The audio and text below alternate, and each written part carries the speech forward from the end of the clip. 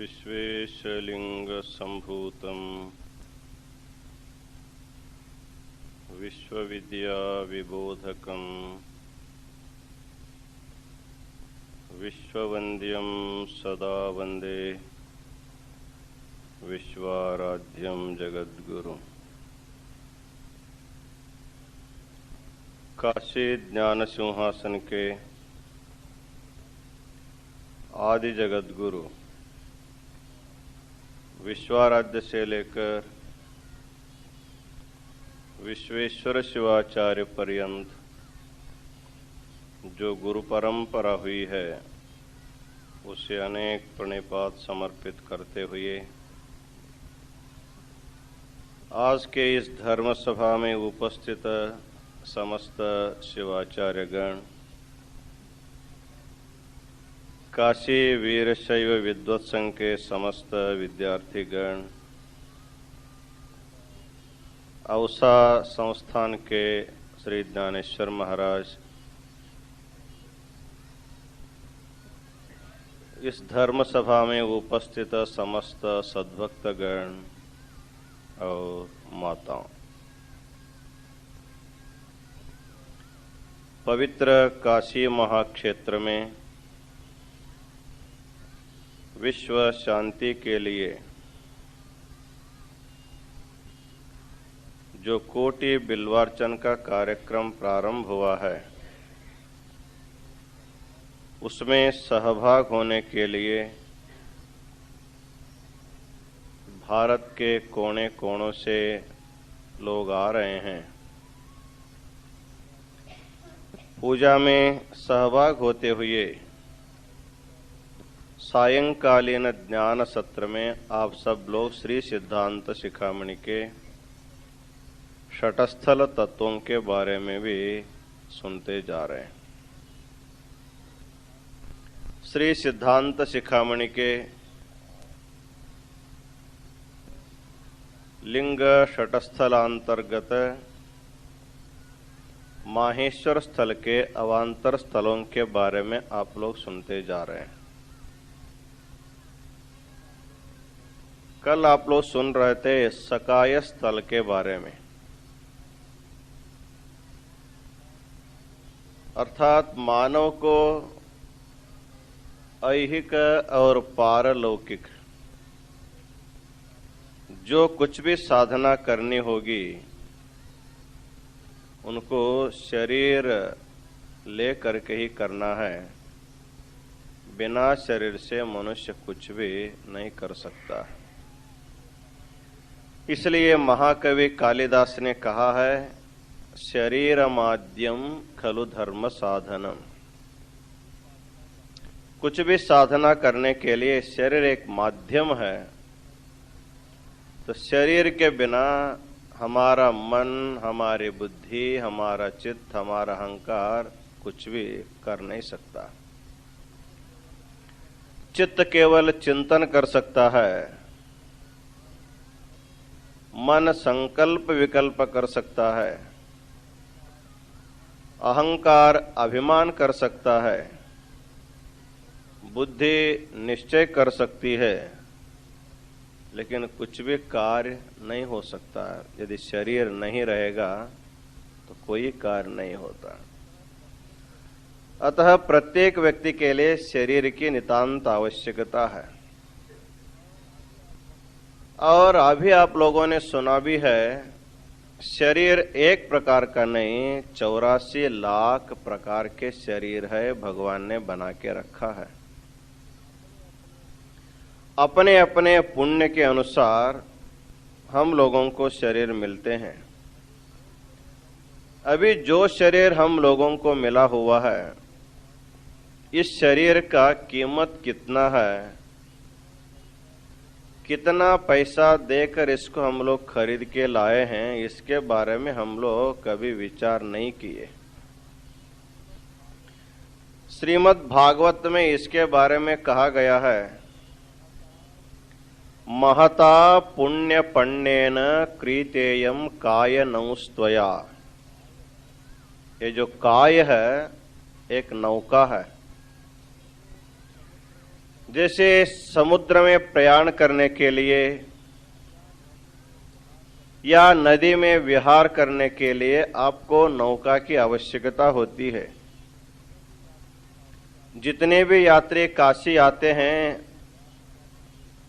व्यास काशी देखने के लिए नाव में बैठ करके जाते हैं।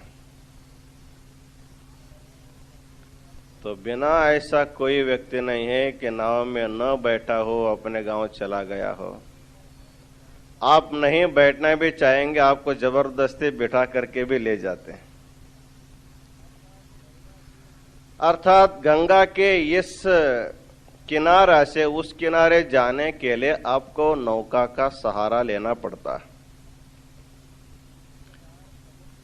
उसी प्रकार समुद्र में विहार करने के लिए या एक स्थान से दूसरे स्थान जाने के लिए वहां पर भी बड़े बड़े जहाज होते हैं, उसका उपयोग हम लोगों को करना पड़ता है। भागवत में काय को नौका शब्द का प्रयोग किया है। महता पुण्य पण्येन क्रीतेयम काय नौस्त्वया। एक काय रूपी जो नौका है, इसको नौका इसलिए कहा है, हम भी समुद्र में हमारा संसार का व्यवहार चल रहा है। संसार एक सागर है। ये जो सप्त सागर है उससे बड़ा सागर संसार सागर है। उससे पार होना आसान है। लवण समुद्र का, क्षीर समुद्र का, घृत दधि समुद्र का हमको देखने को एक ही अभी मिला है। अभी कितने 6 समुद्र पता नहीं है। घी का भी सागर है, दूध का भी सागर है, दही का भी सागर है। तो वो यदि हमको मिल जाए, फिर ये गाय बांधना, ये दूध लेना, ये हम छोड़ देंगे। अनायास हमको मिलता है, लेकिन अभी मिला नहीं, लेकिन है संसार में। भगवान विष्णु को क्षीर समुद्र के शाही बताते हैं अथवा क्षीर सागर में उसका निवास बताते हैं। फिर वो समुद्र कहीं न कहीं होगा ही। ठीक है, उन समुद्रों की कोई बात हमको अभी जरूरत भी नहीं है। हम जिस समुद्र में निवास कर रहे हैं उस समुद्र की बात हमको सोचनी है। हम लोग संसार रूपी सागर में अभी निवास कर रहे हैं। तो संसार शब्द का अर्थ आप लोगों को मालूम भी होगा। ये जो बाहर दिखाई देखता है इसका नाम संसार नहीं है, ये तो जगत है। ये तो ईश्वर के द्वारा निर्मित है, सृष्टि है। संसार जीव के द्वारा निर्मित होता है। इसलिए अहम और मम, मैं और मेरापन जो है, इसी का नाम संसार है। आप जहां भी जाएंगे सब कुछ छोड़ के जाएंगे, लेकिन अहम मम छोड़ करके आपको कहीं जाना होता नहीं है। आप यहाँ जो आए हैं काशी बिल्वार्चन करने के लिए, अपने घर छोड़ के आए हैं, अपने परिवार को लोगों के छोड़ के आए हैं, अपने संपत्ति छोड़ के आए हैं, लेकिन मैं और मेरा इसको कहाँ छोड़ के आए। आप जहां भी रहेंगे, हाँ मेरा इतना वहां है, मेरा इतना यहाँ है। आप जहां भी जाएंगे वो आपके साथ रहता है। इसलिए उसी का नाम संसार है। अहम ममेति नैसर्गिकोयम लोक व्यवहारः। शंकराचार्य जी भाष्य में लिखते हैं, ये जो अहम और मम, मैं और मेरा, ये जो शब्द का प्रयोग प्रत्येक व्यक्ति करता है वो उसका निसर्ग है, वो स्वभाव है। उन दो शब्दों को छोड़ करके मनुष्य का व्यवहार ही होना संभव नहीं है। आप अपने अंकित नाम को छोड़ करके व्यवहार कर सकते हैं। आपको जन्म लेने के बाद जो नाम रखा गया है, नामकरण संस्कार करके, उसके बिना आपका व्यवहार होता है, लेकिन अहम छोड़ करके व्यवहार ही नहीं होता। मैं जाता हूँ, मैं आता हूँ, मैं खाता हूँ, मैं बोलता हूँ, मैं सुनता हूँ। ये मैं जो है, अहम अहम अहम, इसको छोड़ करके, ममा मेरा छोड़ करके व्यवहार किसी को होना संभव नहीं है। तो इसी का नाम संसार है। अहंकार ममकार जीवात्मा के मन में जो है वही संसार है। उसी के द्वारा जीवात्मा इस सागर में हमेशा डूबता है, फिर ऊपर आता है, फिर डूब जाता है। तो इस संसार सागर को तरने के लिए, पार होने के लिए हमको ये नौका मिला हुआ है, काय रूपी नौका। काय एक नहीं है हमारा, एक स्थूल काय है, एक सूक्ष्म काय है और एक कारण काय है। स्थूल सूक्ष्म कारण, तीन प्रकार के हमको काय है। उसमें सबसे प्रधान काय जो है, सब बाहर का व्यवहार करने वाला, ये तो हमारा स्थूल शरीर है, और इसका सहयोग देने वाला अंदर का जो है वो सूक्ष्म शरीर रूपी एक काय है। इस काय रूपी नौका को खरीदने के लिए हमको कितना खर्च करना पड़ा है? आपको ये बता सकते हैं कितना पैसा दे करके आप खरीद के लाए? आप कहेंगे कहाँ पैसा जी, फुकट में मिला हुआ है। कौन पैसा दिया है? अपने शरीर के लिए कोई पैसा नहीं दिया है। ये माता पिता का देन है, उन्होंने दिया हुआ हमको, हम कहाँ खरीद के लाए? माता पिता आपको शरीर देने के लिए निमित्त है, लेकिन आपका बहुत बड़ा पुण्य खर्च हुआ है, ये आपको मालूम नहीं। उसी को भागवत में कहा है कि महता पुण्य पुण्येन, पुण्य रूपे पैसा दे करके ये शरीर रूपे नौका को आप लोगों ने खरीदा है। महता पुण्य पुण्येन, बहुत बड़ा पुण्य खर्च करने के बाद ये मानव शरीर रूपी नौका आपको मिला है। तो कितना पुण्य हमको खर्च करना पड़ा होगा? तो कहते हैं 83 लाख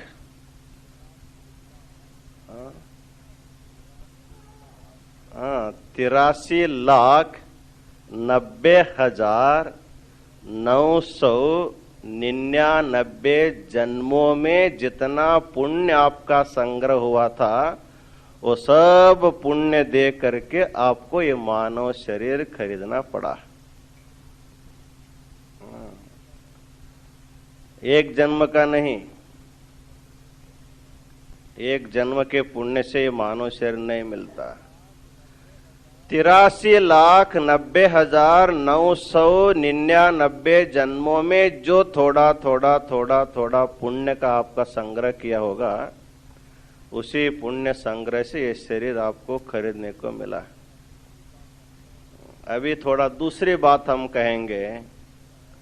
आप जब काशी देखने आए हैं, थोड़ा थोड़ा संग्रह किया हुआ पैसा ले करके काशी आप लोग आए।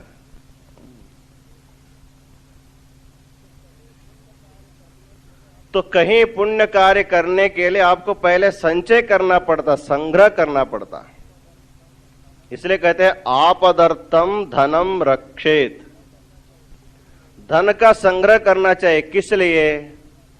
कभी न कभी मनुष्य को विपत्तियां आती है, आपत्ति आती है, तो आपत्ति में काम आ जाए, इस उद्देश्य से मनुष्य को धन का संग्रह करना पड़ता है।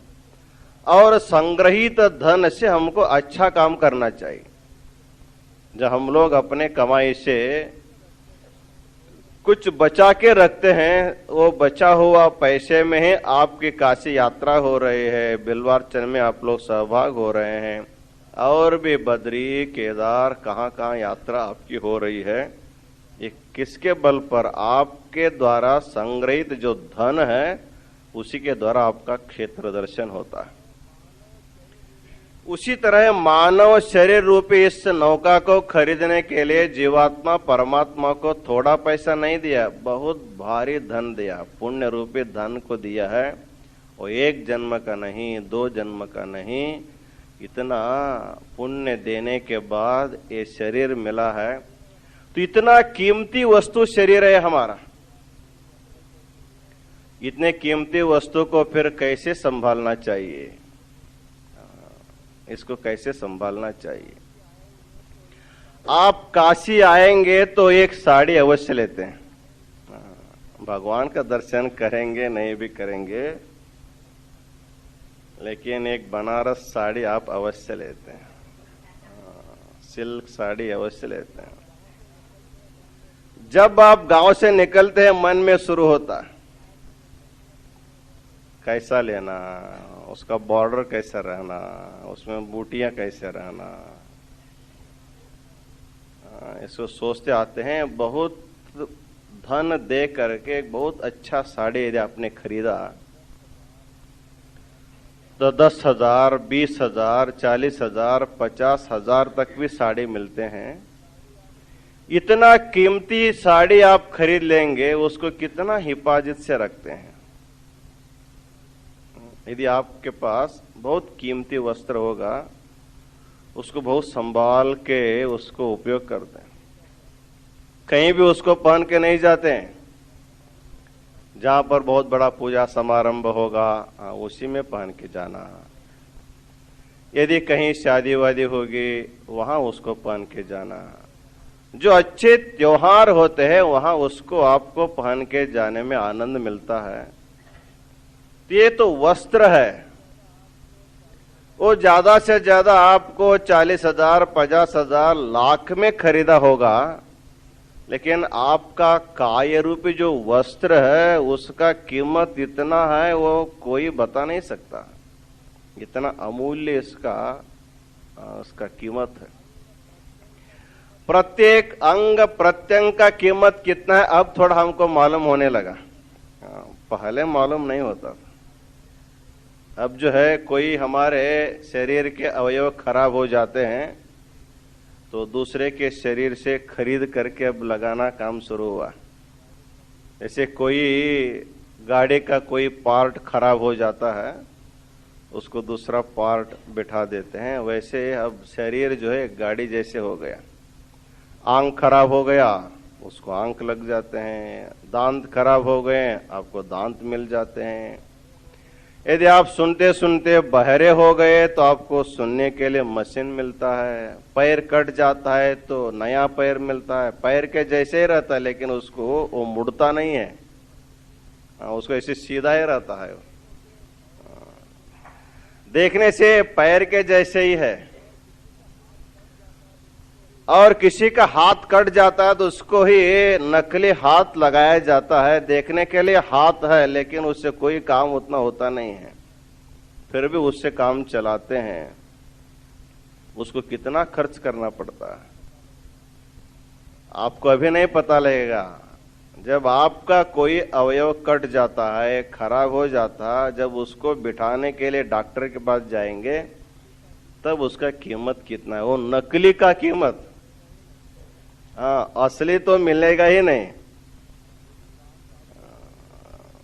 जो भी दांत आपको मिलेंगे सब नकली मिलेंगे। ठीक से सेट भी नहीं होता है, बार बार गिरता रहता है, बार बार गिरेगा। लेकिन भगवान ने कैसा किया है। भगवान हमको दान जो है 2 बार देता है। एक बार यदि आप आपके दांतों को खराब कर लेंगे तो फिर दोबारा दान देता है, वो भी फुकट में। हाँ, फुकट में मिलता है। पहले के दांत सब जाते हैं, फिर दोबारा दांत हमको आते हैं। तो डॉक्टर के पास जाएंगे तो डॉक्टर आपको इतना बड़ा बिल देता, हाँ, एक शर्ट लगाने के लिए ऊपर के लिए अलग पैसा, नीचे के शर्ट के लिए अलग पैसा। एक दांत गया तो उसका पैसा अलग। एक बार नीचे गिर गया तो फिर दोबारा सेट बनाओ। फुकट नहीं देता है भगवान, फुकट देता है। इसी प्रकार किडनी का कीमत कितना है,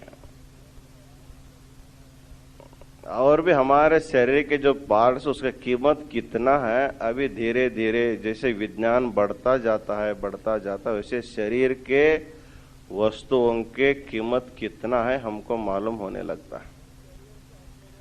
तो इतना कीमती शरीर को हम लोगों को भगवान ने दिया है, वो भी हम फुकट में नहीं लाए हैं। महता पुण्य पंडेन कृतेयम कायनौस्त्वया, अनेक जन्मों में किए हुए पुण्य के द्वारा इस शरीर रूपी काय को हम लोगों ने खरीदा है। तो इसको कितना हिफाजत से रखना चाहिए, इसको कहाँ ले जाना चाहिए, कहाँ नहीं ले जाना चाहिए।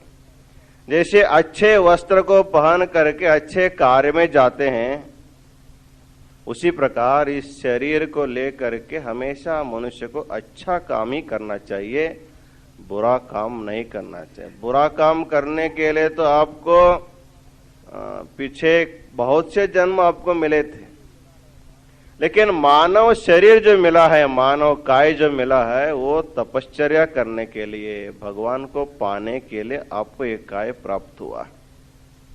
इसलिए इस काय के बारे में सभी प्रांत के संतों ने बहुत ही महत्ता दिया है, इसको बहुत महत्व देते हैं। इसको संभालने के लिए बहुत तरीके से हमको समझाया जाता है। इसका इस्तेमाल जब भी करना है, बहुत आप इसको हिफाजत से करो, बहुत होशियारी से इसका काम लो, इसको बिगाड़ो मत, इसको बिगाड़ो मत, इसको अच्छा रख करके इसका उपयोग करो, इसका उपयोग करो। तो मानव शरीर आने के बाद हमको क्या करना चाहिए? एक सुभाषितकार ने कहा है, असारे खलु संसारे सारमेतत् चतुष्टयम् काश्याम वासः गंगांभः आतिथ्यम शिव पूजनम। मनुष्य जीवन को सार्थक करने के लिए मनुष्य को अपने जीवन में 4 काम करने को कहा गया। पहला है काश्याम वासः। मानव जन्म होने के बाद एक न एक बार काशी अवश्य आना ही चाहिए। जो काशी नहीं आता है उसको मानव ही नहीं समझना चाहिए, अर्थात उसका मानव जन्म व्यर्थ है, मिल करके भी व्यर्थ है। क्योंकि जब तक काशी नहीं आता है तब तक उसके जीवन की सार्थकता नहीं होती है। तो काशी वास भी कैसे करना? ठीक है, काशी जाने की जब इच्छा हो गई काशी आते हैं, काशी आने के बाद काशी में वास करने का भी कुछ नियम है। आया गया, एक दिन रहा, 2 दिन रहा, उधर भटका, इधर भटका, बाजार गया, इधर गया, चला गया, वो काशी यात्रा नहीं होता। तो कहा जाता है काशी में आपको जितना समय मिलेगा उतना समय अवश्य रहना चाहिए। तो शास्त्रकारों ने यहां तक कहा है, काशी में निवास के नियमों को पालन करते हुए यदि कोई व्यक्ति 1 साल तक काशी में निवास करता है, उसको सत्य युग में 1000 वर्ष में तपश्चर्या करने से जो फल मिलता है, वो फल इस कलयुग में केवल काशी में 1 साल निवास करने से प्राप्त होता है। तो आप समझ पे काशी रहने का नियम क्या है, काशी में कैसे रहना चाहिए। अन्य गांवों में रहना अलग, काशी में रहना अलग है। क्योंकि काशी शिव की अत्यंत प्रिय नगरी है और भगवान शिव के त्रिशूल पर काशी खड़ी है। ये 3 लोगों के से न्यारी काशी ऐसे काशी खंड में महर्षि व्यास जी इसके बारे में कई 1000 श्लोकों में काशी का वर्णन किया। कई 1000 श्लोकों में केवल काशी का वर्णन महर्षि व्यास जी ने किया। तो उन्होंने कहा है कि काशी वास करने के लिए 3 नियमों का पालन करना है। बहुत सरल है, हम लोगों को मालूम नहीं रहता, इसलिए हम उसका पालन नहीं करते। तो काशी में निवास करते करते 3 नियमों का पालन ये करना चाहिए उनको। पहला, काशी में निवास करना हो तो अनावश्यक किसी के ऊपर क्रोध नहीं करना चाहिए। ये पहला नियम है। हम लोग काशी आकर भी झगड़ा करते हैं। घर में तो हम लोग झगड़ा करते ही है, और काशी आने के बाद भी हमारा झगड़ा छूटता नहीं है। कहां भी जाएंगे हम अपने साथ उसको झगड़ा बांध के ही जाते हैं। तो कहा जाता है क्रोध जो है उसको चांडाल कहा गया। कोप, क्रोध जो होता है एक चांडाल कहते हैं। इसलिए जिसके मन में क्रोध है वो व्यक्ति कोई भी होगा, जिस समय क्रोध आ जाता है उस समय वो चांडाल बन जाता है, उसको चांडाल बन जाता है। क्रोध भी उसका अलग अलग तरीका होता है। यदि आपके क्रोध में दूसरे का हित है उसको अच्छा माना जाएगा। यदि आपके क्रोध में स्वार्थ है तो आपको उससे पाप मिलता है। आप बच्चों के ऊपर क्रोध करते हैं, बच्चों को आप मारते हैं, उसको सजा देते हैं, तो क्यों? बच्चा सुधरना चाहिए, बच्चा बिगड़ न जाए, इस उद्देश्य से आप बच्चों को मारेंगे, बच्चों को सजा देंगे, शिक्षा देंगे। आप क्रोध से उनको गालियां भी दे सकते हैं, लेकिन वह क्रोध के पीछे आपकी अच्छी भावना है। हम क्या करते हैं ये मुख्य नहीं, उस करने के पीछे हमारी भावना क्या है ये बहुत मुख्य होता है। तो हमारे क्रोध के पीछे हमारी भावना अच्छी है। हमारे सामने वाला व्यक्ति जो अपराध करता है उसको सुधरने के लिए जब हम क्रोध करते हैं, वह क्रोध नहीं है, वो अच्छा कार्य माना जाता है। यदि हमारे मन में क्रोध आ रहा है, उसके पीछे भावना हमारे यदि स्वार्थ है, तो उसके द्वारा मनुष्य जो है चांडाल बनता है। इसलिए क्रोध को एक अग्नि माना गया। क्रोध अग्नि है, क्रोधाग्नि। जैसे आग को आप हाथ में लेंगे तो आपका हाथ जल जाता है, उसी प्रकार जिसके मन में बार बार क्रोध आता है, जिसके हृदय में बार बार क्रोध आता है, तो क्रोधाग्नि के द्वारा उसका हृदय कमल जो है जल जाता है, उसका हृदय कमल जल जाता है। इसलिए हृदय कमल में ही भगवान का निवास होने के कारण जब बार बार कोई व्यक्ति क्रोधित होता है तो उसको भगवत साक्षात्कार होता ही नहीं है। इसलिए काशी में निवास करने वालों को पहला नियम है, उनको किसी के ऊपर क्रोध नहीं करना चाहिए।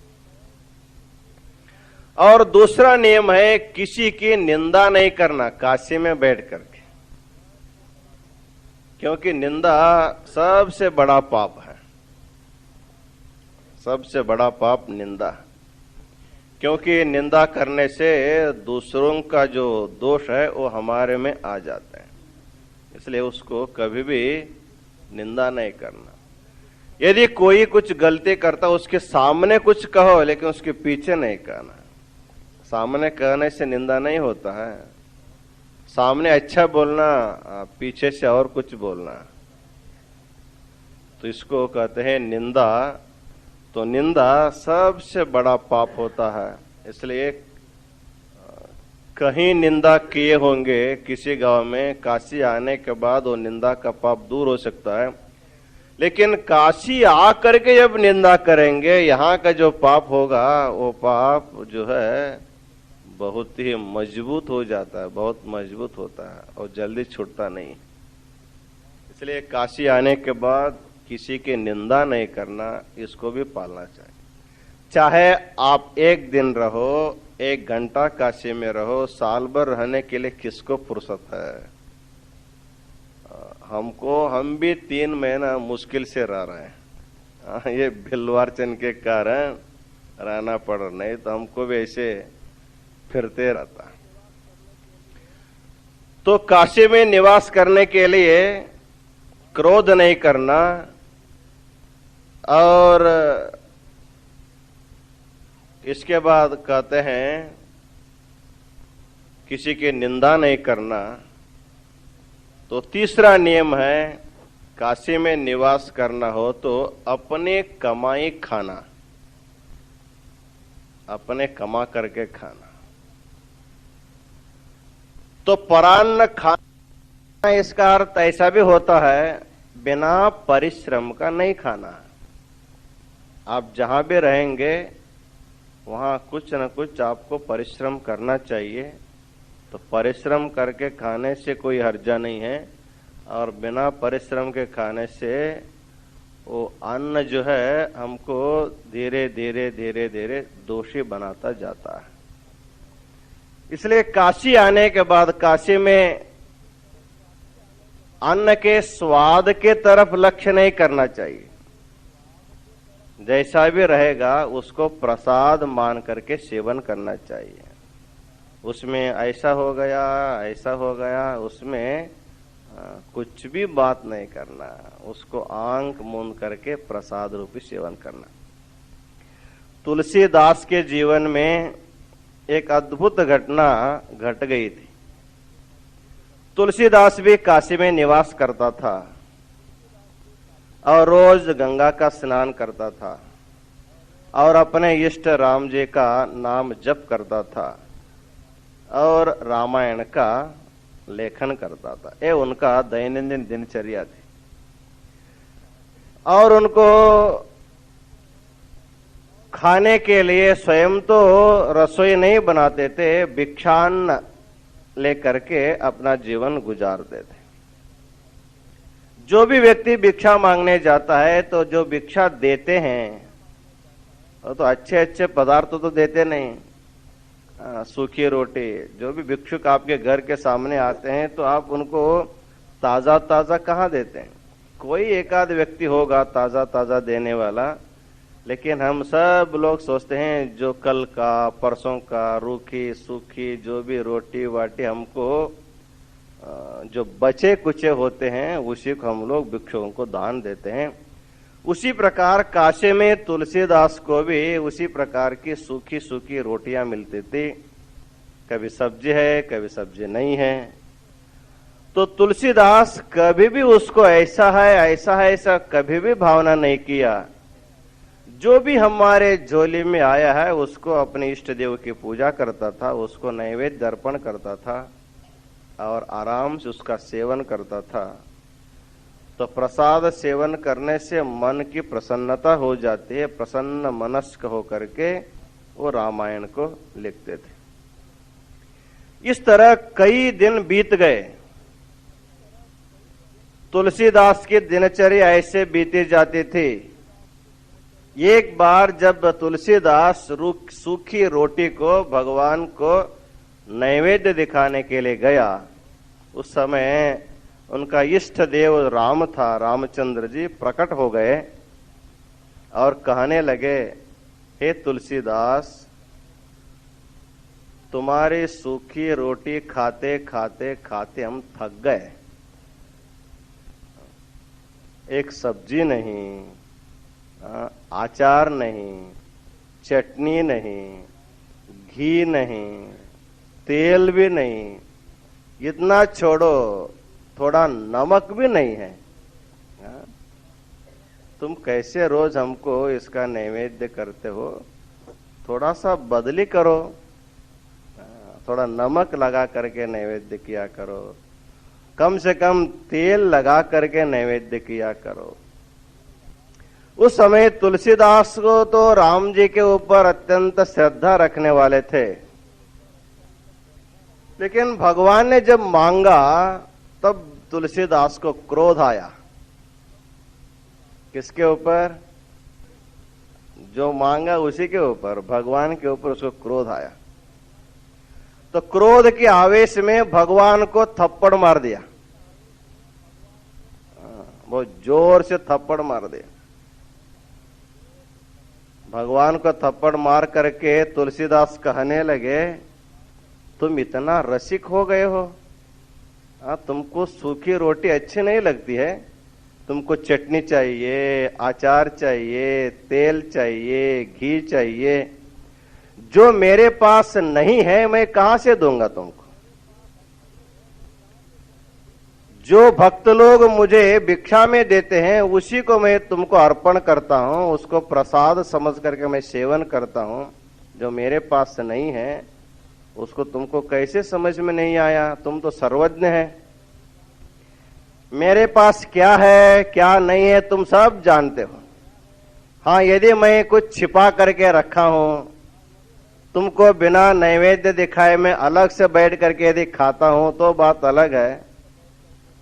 हम लोगों का अलग होता है, नैवेद्य दिखाने की चीज अलग होती है, खाने की चीज अलग होती है।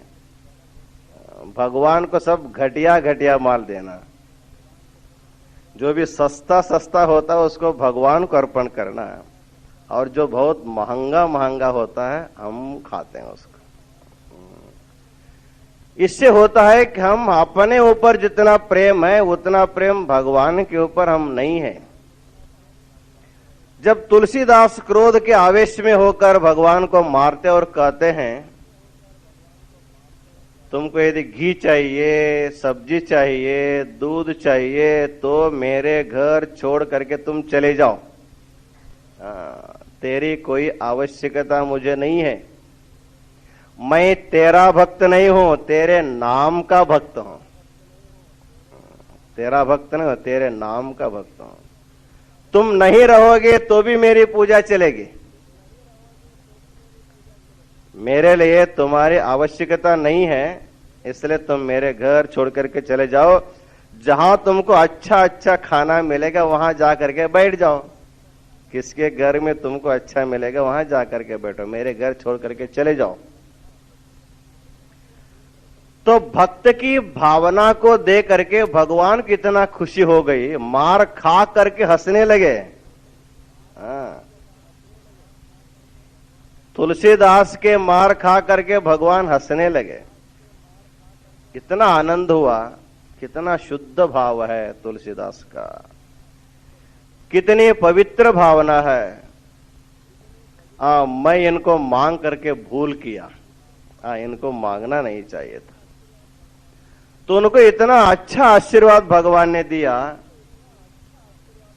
नीरस रोटी खा करके, सूखी रोटी खा करके जो रामायण लिखा है उसमें पूरा पूरा अमृत भरा हुआ है।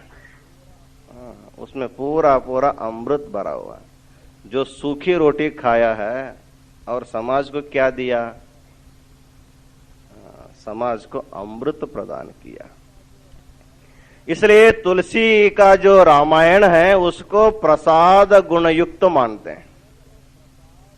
अत्यंत सरल है, जैसे जैसे आप पढ़ते जाते हैं वैसे वैसे उसका अर्थ भी बोध होता है, और उसका राग भी इतना सुंदर है। यदि कोई किसी का कंठ ऐसा व्यक्ति जब गाता रहेगा उसको आपको सुनते बैठने की इच्छा होती है। जो कभी मीठा नहीं खाया है उनकी वाणी इतनी मीठी थी। जो कभी मीठा नहीं खाया है, लेकिन हम लोग रोज मीठा खाते हैं, हमारी वाणी इतनी कड़वी है, इतनी कड़वी हमारी वाणी है। किसी को एक शब्द बोलेंगे तो उसको ऐसा लगता है कि जा करके फांसी में चढ़ना चाहिए। ऐसी भावना होती है। तो तुलसीदास रूखी सूखी रोटी खा करके समाज को अमृत सदृश जो है साहित्य को अर्पण किया हुआ है। ऐसे लोगों का जो काशीवास है वो काशीवास सार्थक माना जाता है। अर्थात काशी में रहने वालों के लिए, काशी में निवास करने की इच्छा रखने वालों के लिए भोग की, वैभव की इच्छा न रखते हुए अपने मन में भगवान के प्रति श्रद्धा रख करके, प्रेम रख करके काशी में निवास करना चाहिए। इसलिए कहा गया है कि काश्याम वासा, ये हमारा जीवन का सार्थक करने के लिए पहला लक्ष्य है। असारे खलु संसारे सारमेत चतुष्टयम, काश्याम वासा, ये पहला हमने कहा है कि काशी में निवास करना हो तो उसके लिए भी अनेक जन्मों का पुण्य लगता है। और काशी में आने के बाद अभी तक जैसे बताया गया है वैसे रहने के लिए प्रत्येक व्यक्ति को चेष्टा करना है, प्रयत्न करना है। यदि आप उस प्रकार प्रयत्न करके 1 दिन भी रहेंगे, 2 दिन भी रहेंगे, 3 दिन भी रहेंगे, 3 महीना भी रहेंगे, उसके हिसाब से आपको फल मिलता है। 1 साल निवास करने से सतयुग में 100,000 वर्ष तपश्चर्या करने का जो फल है वो 1 साल निवास करने से मिलता है। तो 1 दिन में कितना मिलता है उसके हिसाब से मिलेगा। वो 2 दिन रहेंगे उसके हिसाब से मिलेगा, 3 दिन रहेंगे तो उसके हिसाब से मिलेगा। लेकिन आप कितना दिन है ये मुख्य नहीं है, कैसे रहते हैं ये मुख्य है। कितना दिन रहते हैं मुख्य नहीं, कैसे रहते हैं ये मुख्य होता है। इसलिए काश्याम वासः हमारा जीवन का परम लक्ष्य है। दूसरा है गंगांबः। काशी में आने के बाद स्नान करना है तो गंगा जी में स्नान करना है। ठीक है, किसी का स्वास्थ्य ठीक नहीं, गंगा तक नहीं जा सकता है, तो जो गंगा जा करके गंगा जल लाते हैं तो उसका कम से कम स्पर्श तो करना चाहिए। तो पूरा गंगा नहाने से ही पुण्य मिलता ऐसी बात नहीं है। गंगा जल लव कणिका पीता, गंगा का एक बिंदु भी यदि आपके शरीर को स्पर्श हो जाता है तो आपके पाप कट जाते, आपको पुण्य प्राप्त होता है। गंगा की महिमा तो इतना बताए हैं, आप जीवित समय में स्नान करते हैं तो वो तो ठीक ही है। यदि आप जीवन काल में कभी गंगा स्नान भी नहीं किया है, मर जाने के बाद यदि आपकी हड्डी भी गंगा में विसर्जित की जाती है तो उस जिसके हड्डियां हैं उसको गंगा स्नान का पुण्य उस जीवात्मा को मिलता है, ऐसे धर्मशास्त्र का कहना है। इसलिए जलाने के बाद अस्थि का संचय करते हैं, पवित्र नदियों में जाकर उसका विसर्जन करते हैं। हड्डी को पवित्र नदियों में विसर्जन करने से क्या मिलता है ऐसे हम शुष्क विचार करते हैं, लेकिन शास्त्र बहुत सूक्ष्म होता है। शास्त्र बहुत सूक्ष्म है। जिस शरीर में जीवात्मा निवास करता है उसी समय उसका महत्व है। वो शरीर छोड़ जाने के बाद उस शरीर का कोई महत्व नहीं, ऐसी बात नहीं है। जैसे जीवात्मा उस शरीर में निवास करता है उस समय जैसे उस शरीर को मान मर्यादा देते हैं, उसी प्रकार उस शरीर को छोड़ जाने के बाद उस शरीर को उतना ही महत्व देना पड़ता है। इसलिए हमारे भारतीय संस्कृति में अंत्य संस्कार करने के एक विधान है। जैसे जात कर्म संस्कार किया जाता है उसी प्रकार अंत्य क्रिया भी की जाती है।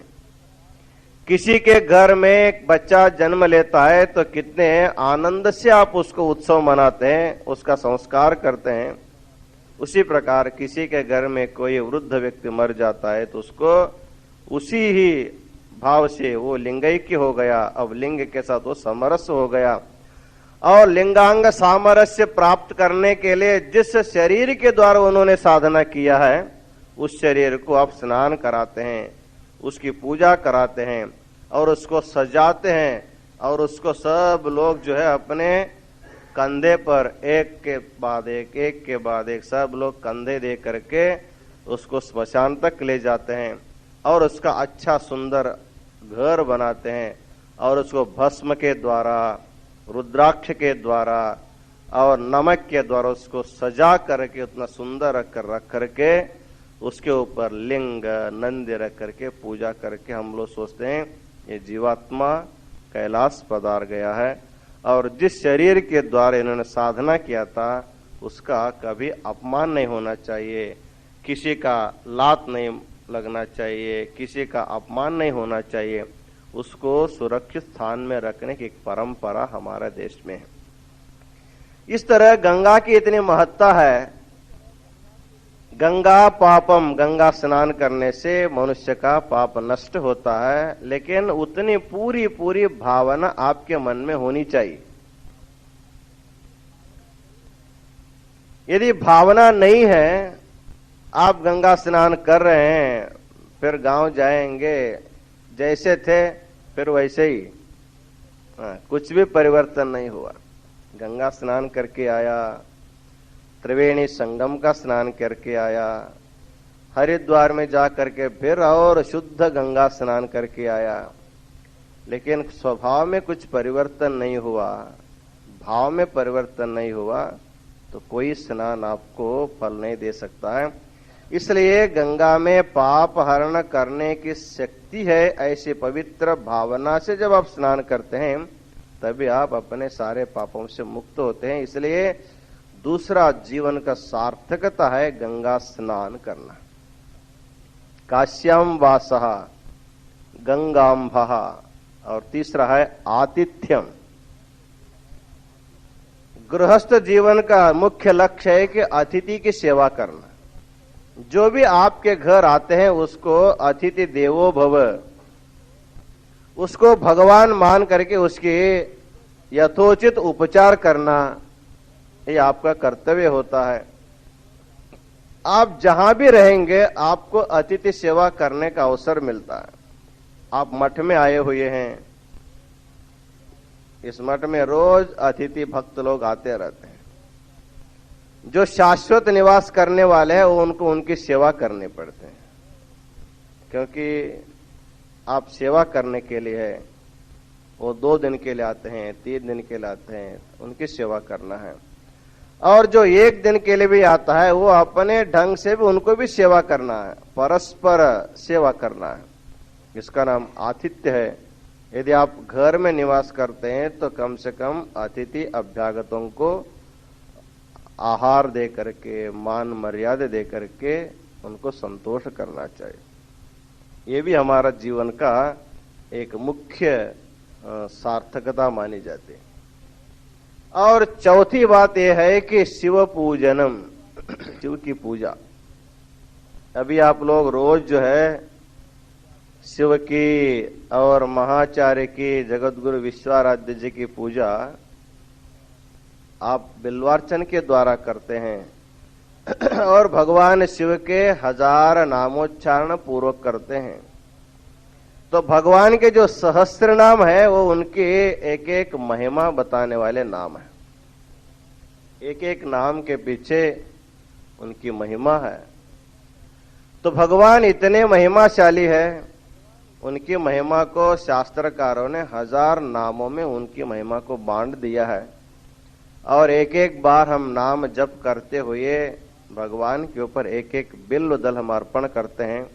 तो कहा जाता है सतयुग में, कृतयुग में, त्रेता युग में जो बड़े बड़े यज्ञ करने पर जो फल मिलता है वह फल शिव के मस्तक पर एक बिल्व दल उनके नामोच्चारण करते हुए रखने से प्राप्त हो जाता है। और भगवान शिव जो है सबको समान दृष्टि में देखने वाला देव है। समा भवन्ति में सर्वे, नामावली में अलग अलग नाम होते हैं। वैदिक लोग जो है भगवान के 1000 नाम बोलते रहते हैं, आप बार बार एक ही नाम बोलते हैं, ओम शिवाय नमः, ओम शिवाय नमः।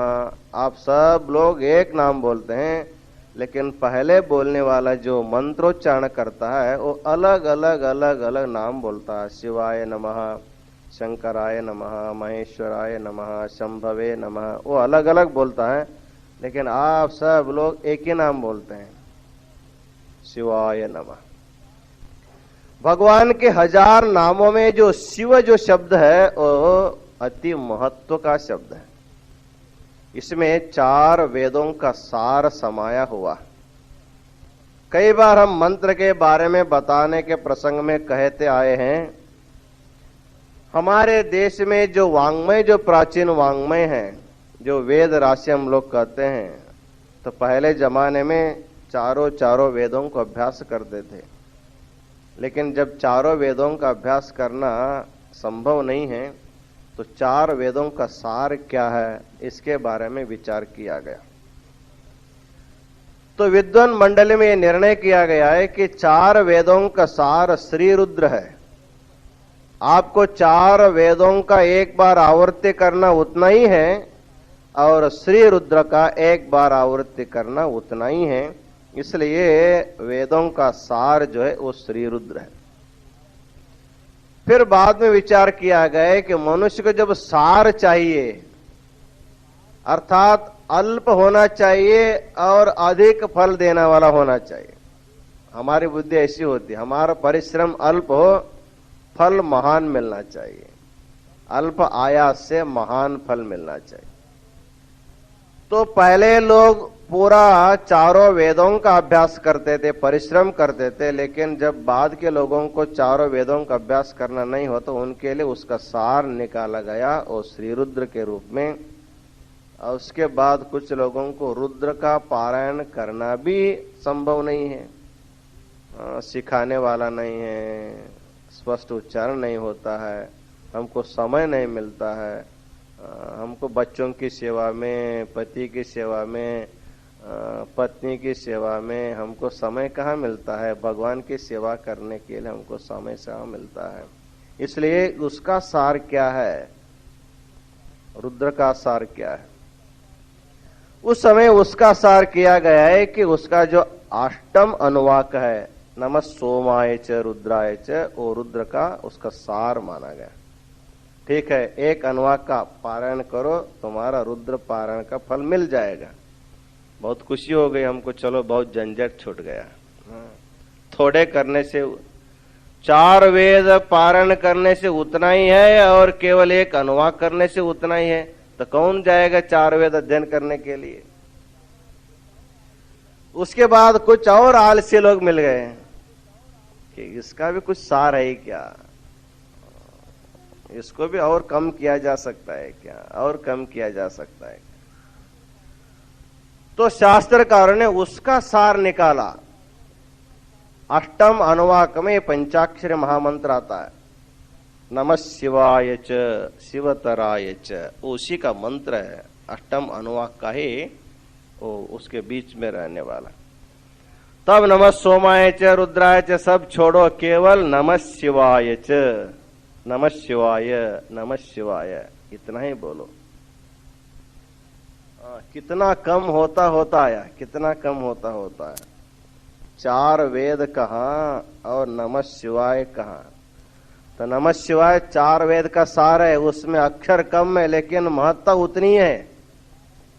4 वेद पारायण करने से जो फल मिलने वाला है वो फल एक बार पंचाक्षरी महामंत्र का जप करने से उतना ही फल मिलने वाला है।